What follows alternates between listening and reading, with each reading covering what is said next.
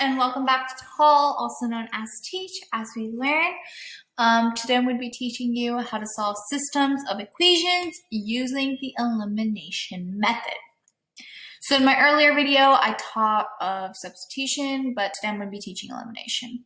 Highly recommend to learn both methods because I remember when I was learning in class and I took the test of it, I somehow, for some reason, couldn't do one method, so I tried the other one. So learning both methods is quite useful, but you can sort of pick one and just do which one you like better because it'll ultimately get you the same answers. But today we're going to be doing the elimination method. So in the elimination method, you can sort of do it with any equation, but what I would highly recommend is to either keep both equations in standard form or both equations in slope-intercept form. Because if you do like one standard form and one slope-intercept form, it becomes a really messy and jumbled mess, and you're more than likely to get the wrong answer. So it doesn't matter, just keep them the same, either slope-intercept form or standard form, okay? But basically, let's begin. So in this case, I kept them both in standard form. The new thing that you will see, the beauty about algebra is always building up on a concept. So most new thing you'll find here is literally canceling out and that there are two variables. So we always solve for one variable at a time. You will solve for both x and y, but one at a time. So we can sort of choose if we want to solve for x or we want to solve for y.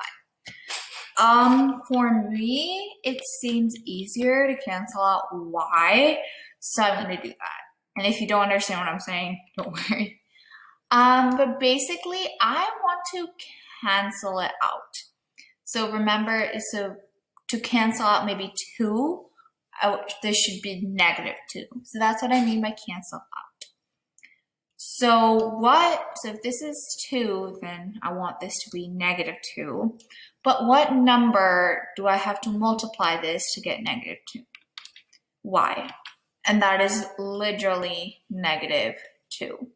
So right here, -2 times 3, which is -6x, then -2y, and then -2 times 6 equals 12. Make sure you put the equal sign here, because if we didn't have the equal sign and we just sort of wrote it like -12, then we're +12 because, it's giant. Just be aware of that. So this is our equation. And we have successfully canceled out 2y minus 2y. And now you just solve it like normal. We have 2 minus 6, which is -4x, equals 4 minus 12, which is -8. Then we divide the 4, and we divide 4 here, and by -4, remember it's -x, -4, and we get x equals 2. So basically, we found one variable.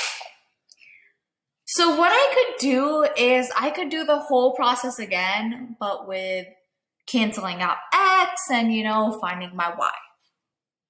Or what I can do is I can just plug it in. So 2 times 3,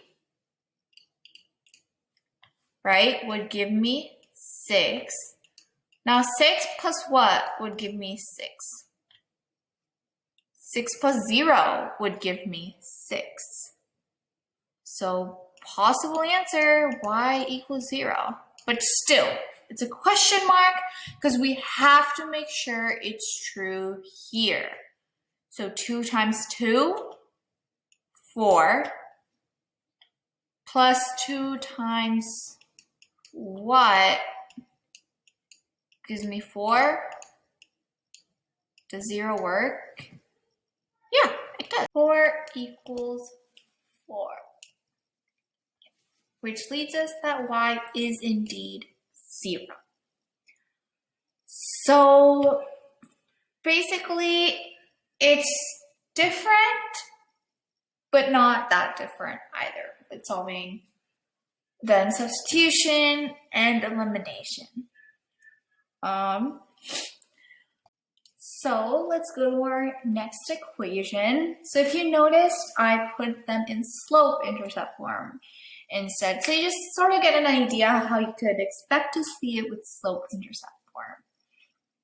So what I'm going to do is technically the easiest route is, 3 to find my y. But I do want to show you how to get when they're like really different. So I am going to solve for x first. So I'm going to we're going to see what's a common number between 2 and 3. And what jumps to my mind is 6. So in order to get 6 and -6, I will times this whole equation by 3, and I will times this equation by times -2. As 3 times 2 will give me 6, and 3 times -2 would be -6.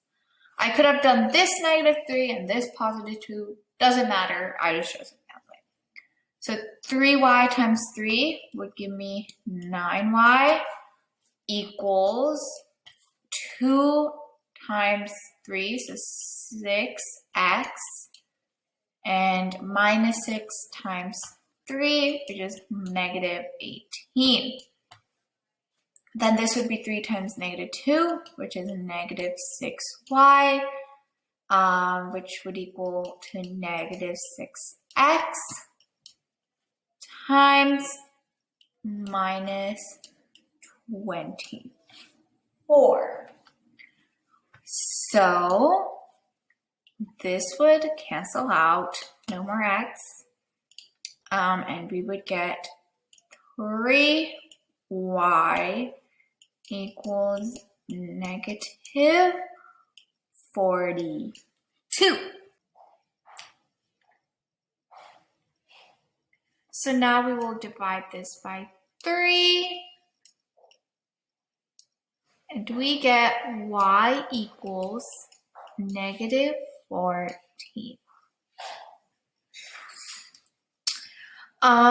So keep in mind that whenever we're finding x, I plug it in your original question. Just plug it in there. So we would get -14 times 3, which is -42, and which would equal 2 times blank -6.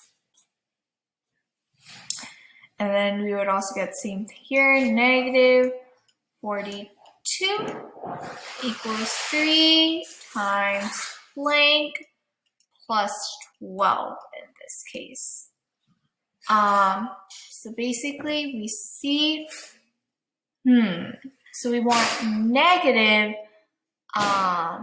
-42, and we have -6, so we would want something, so we want it to be actually 42 plus 6, because we would subtract 6 later.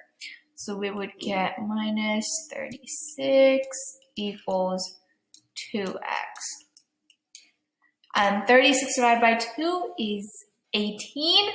So does 36 equal to -18 to fill the requirement? Yes.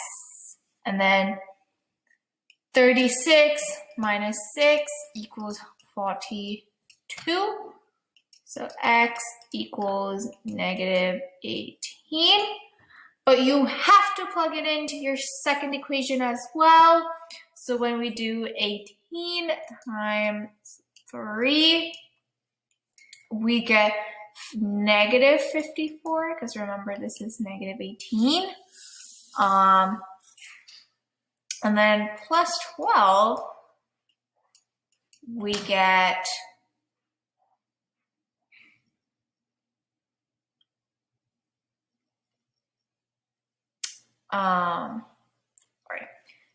then minus 12, we get negative 42, which is our answer. So x does really indeed negative 18, and y truly does equal negative 14. So that's it for today's video. And next video, we're going to learn system of inequalities.